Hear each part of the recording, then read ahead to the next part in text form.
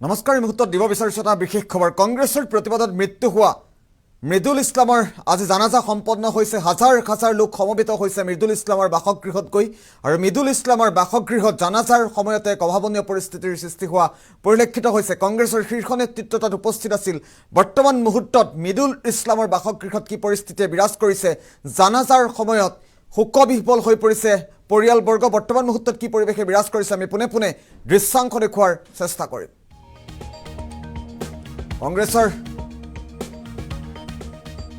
সময়তে ভাগি পৰিছিল মৃদুলৰ পৰিয়ালবৰ্গ জানাজাৰ সময়তে কংগ্ৰেছৰ প্ৰতিবাদত মৃত্যু হোৱা মৃদুল ইছলামৰ পৰিয়ালবৰ্গ ভাগি পৰিছে মৃদুল ইছলামৰ বাসগৃহত গৈ ইতিমধ্যে উপস্থিত হৈছে কংগ্ৰেছৰ শীৰ্ষ নেতৃত্ব অকালতে স্বামীক হেৰুৱাই শোকবিহ্বল হৈ পৰিছে মৃদুলৰ পত্নী কংগ্ৰেছ জিন্দাবাদ জিন্দাবাদ কৈ শেষ নিশ্বাস ত্যাগ কৰিছিল মৃদুলে অসমীয়া মানুহৰ জীৱনক লৈ হেতালি খেলিব দিয়া নহব বুলি ভূপেন বৰাই বিশেষ মন্তব্য কৰিছে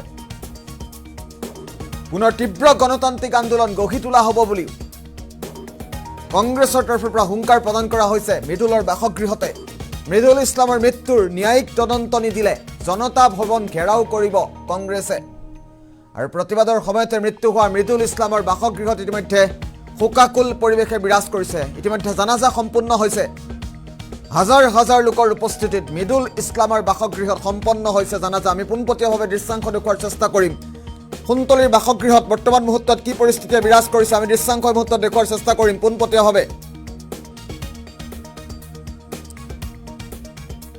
মৃদুল ইছলামৰ বাসগৃহত গৈ ইতিমধ্যে কংগ্ৰেছৰ শীৰ্ষ নেতৃত্ব উপস্থিত হৈছে দৃশ্যাংশ মুহূৰ্তত দেখুৱাইছো কংগ্ৰেছ নেত্ৰী মীৰা বৰঠাকুৰ উপস্থিত হৈছে গৈ মৃদুল ইছলামৰ বাসগৃহত ভূপেন বৰা দেৱব্ৰত ভূপেন বৰা কালি নিশাৰ ভাগত দেৱব্ৰত শইকীয়া উপস্থিত হৈছিল জাকিৰ হুছেইন সিকদাৰ উপস্থিত আছে কংগ্ৰেছৰ কাৰ্যকৰী সভাপতি জাকিৰ হুছেইন সিকদাৰ তাত গৈ উপস্থিত হৈছে এয়া জানাজাৰ সময়তে এক অভাৱনীয় পৰিস্থিতিৰ সৃষ্টি হৈছে মৃদুলৰ পৰিয়ালবৰ্গ শোকত ভাগি পৰা দৃশ্যাংশ মুহূৰ্তত আমি দেখুৱাইছো পোনপটীয়াভাৱে এয়া সুন্তলীৰ পৰা দৃশ্যাংশ আমি দ্বিতীয়টো দৃশ্যাংশ দেখুৱাৰ চেষ্টা কৰিম কংগ্ৰেছৰ প্ৰতিবাদৰ সময়তে মৃত্যু হোৱা মৃদুল ইছলামৰ বাসগৃহৰ এই মুহূৰ্তত দৃশ্যাংশ দেখুৱাইছো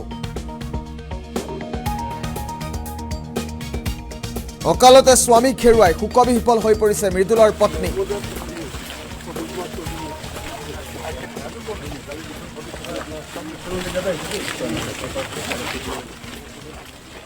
আখিরাতের উপর ঈমান আনছি অল কাদিরে খাইরিহি ওয়া শাররিহি মিনাল্লাহি তাআলা তকদীরের ভালো মন্দের উপরে আমরা ঈমান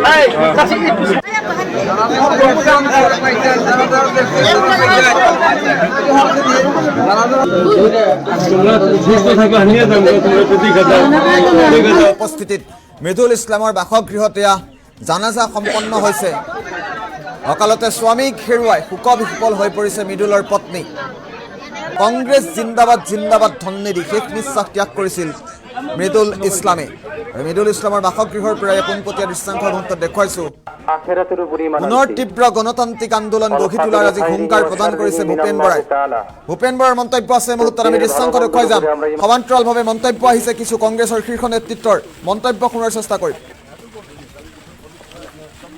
হিমন্ত বিশ্ব শৰ্মাৰ নেতৃত্বত বিজেপি আখিৰাতেৰ উপৰ ঈমান আনছি পুলিচ লগাই দি কালি কন্দুৱা গেছ ব্যৱহাৰ কৰি যিমান মানুহক কন্দুৱাইছে আজি মৃদুল ইছলামৰ ঘৰত এতিয়া উপস্থিত আছো আপোনালোকে দেখিছে যে এই অঞ্চলৰ হাজাৰ হাজাৰ মানুহ আহি ইয়াত কি ধৰণে চকু পানী টুকিছে এই কথা মই আজি হিমন্ত বিশ্ব শৰ্মাক কৈ থলো ইয়াৰ পৰাই যে অসমৰ মানুহৰ এই চকু পানীয়ে হিমন্ত বিশ্ব শৰ্মাৰ অহংকাৰ শেষ কৰিব এই চকু পানীয়ে বিজেপিৰ দিশপুৰৰ পৰা উঠুৱাই নিব মৃদুল ইছলামৰ অপৰাধ কি আছিলে মৃদুল ইছলামৰ অপৰাধ আছিলে যে গোটেই ভাৰতবৰ্ষত 72 লাখ স্মাৰ্ট মিটাৰ লগাইছে। তাৰে 32% স্মাৰ্ট মিটাৰ অসমত ব্যৱহাৰ কৰা হৈছে। 23,70,000 পৰিয়ালৰ ঘৰত জবৰদস্তি প্ৰিপেইড স্মাৰ্ট মিটাৰ লগাই সাধাৰণ দুখীয়া নিচিলা খাটি খোৱা মানুহখিনিক যিধৰণে শোষণ কৰা হৈছে। চৰকাৰৰ নিৰ্দেশ আছে যে গ্ৰামাঞ্চলত স্মাৰ্ট মিটাৰ ব্যৱহাৰ কৰিব নালাগে, কিন্তু হিমন্ত বিশ্ব শৰ্মাই কাৰো কথা নুশুনে। চৰকাৰ চলাবলৈ তেওঁ ডাবল ইঞ্জিন চৰকাৰ বুলি কৈ পইচা গোটাব নোৱাৰে, ধাৰ লৈ চৰকাৰ চলাইছে। এতিয়া গাঁৱত বসবাস কৰা সৰ্বসাধাৰণ মানুহক শোষণ কৰিবৰ কাৰণে স্মাৰ্ট মিটাৰক এটা হাথিয়াৰ হিচাপে ব্যৱহাৰ কৰা যিটো বিজেপিৰ ষড়যন্ত্ৰ, তাৰ বিৰুদ্ধে প্ৰতিবাদ কৰিবলৈ যাওঁতে একে জেগাতে 3টা কন্দুৱা গেছ একে সময়তে দিয়াৰ কাৰণে মই নিজেও আমাৰ কেইবাজনো সাংবাদিক বন্ধু তাত অত্যন্তভাৱে আক্ৰান্ত হৈছিলে আৰু মৃদুল ইছলাম আক্ৰান্ত হোৱাৰ পিছত হস্পিটেললৈ যোৱাৰ পথত মৃত্যু হৈছে। আজি চৰকাৰে বিভিন্ন ধৰণৰ মিছা কথা কৈ আছে যে আন্দোলনৰ কাৰণে পাৰ্মিশ্যন লোৱা নাছিলে। কোনোবাই কৈছে মৃদুল ইছলামৰ গা বেয়া আছিলে। এটা টিভি চেনেলত মৃদুল ইছলামৰ শেষৰ যিটো আন্দোলনৰ মুহূৰ্ত প্ৰকাশ পাইছে, গা বেয়া থকা মানুহে কংগ্ৰেছ জিন্দাবাদ, স্মাৰ্ট মিটাৰ নালাগে ইমান জোৰছে শ্লোগান দিব পাৰে নেকি? আৰু গুৱাহাটী চিটি কমিশনাৰে কৈছে তেওঁ অসুস্থ, তেওঁ ডাক্তৰ নেকি? চিটি কমিশনাৰ RPS, তেওঁ MBBS MS নহয়। এই যিটো গণতান্ত্ৰিকভাৱে হোৱা আন্দোলনক মুখিমূল কৰি আমাক ভয় খুৱাবলৈ চেষ্টা কৰিছে, এইটো মই হিমন্ত বিশ্ব শৰ্মাক আজি এই মৃতকৰ পৰিয়ালৰ চোতালৰ পৰা কৈ দিছো, এইটো ভয় খুৱাবলৈ চেষ্টা কৰি লাভ নাই। যিমানে আপোনালোকৰ গতিৰোধ শক্তিশালী হ'ব, সিমানে আমাৰ গতি দুৰ্বাৰ হ'ব। অতি শীঘ্ৰে মৃদুল ইছলামৰ মৃত্যুৰ ন্যায়িক তদন্ত আমি দাবী কৰিছো। যদি ন্যায়িক তদন্ত নিদিয়ে আমি কালিলৈ জনতা ভৱন ঘেৰাও কৰিম। কালিলৈ কৈছে গুৱাহাটীত 5 জনতকৈ বেছি মানুহ গোট খাব নোৱাৰিব। পুলিচত কিমান গুলি আছে, কিমান লাঠি আছে গোটাই লওক। হয় ন্যায়িক তদন্ত ঘোষণা কৰক, নহলে কালিলৈ তীব্ৰ গণতান্ত্ৰিক আন্দোলন জনতা ভৱনৰ সন্মুখত আমি কৰিম। পৰিস্থিতি যিয়ে নহওক, অসমীয়া মানুহৰ জীৱনক লৈ হেতালি খেলিবলৈ দিয়া নহব। চৰকাৰৰ দাদাগিৰি নচলিব, গুণ্ডাগিৰি নচলিব। আৰু এই পৰিয়ালটোৰ 2টা ফুলকুমলীয়া শিশু, 2জনী সৰু সৰু ছোৱালী, তেওঁলোকৰ দায়িত্ব এতিয়া কোনে ল'ব? আমি কংগ্ৰেছৰ বিৰোধিত আছো, আমি দায়িত্ব ল'ম, কিন্তু এই পৰিয়ালটোৰ সম্পৰ্কত এতিয়ালৈকে চৰকাৰে ধুনাক্ষৰ এটা শব্দ নকলে। মৃদুল ইছলাম অসম নহয় নেকি? মৃদুল ইছলাম অসমীয়া নহয় নেকি? 3টা কন্দুৱা গেছ ব্যৱহাৰ কৰি এজন মানুহক হত্যা কৰিছে, চৰকাৰ কিয় মৌন হৈ আছে? হিমন্ত বিশ্ব শৰ্মাই মৃদুল ইছলামৰ পৰিবাৰৰ ওচৰত এইবিলাক ক্ষমা খুজক।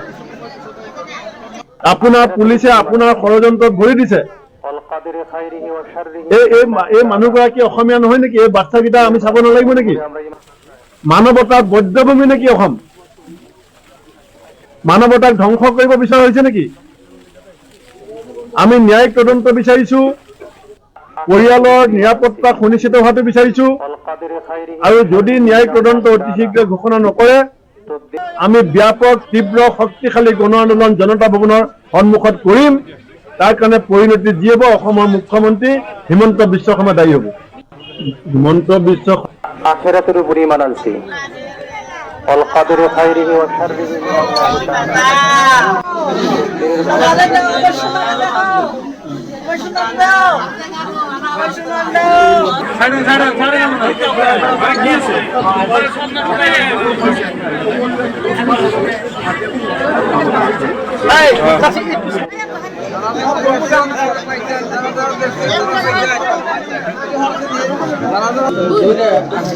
সুস্থ থাকা নিয়ে যাবো,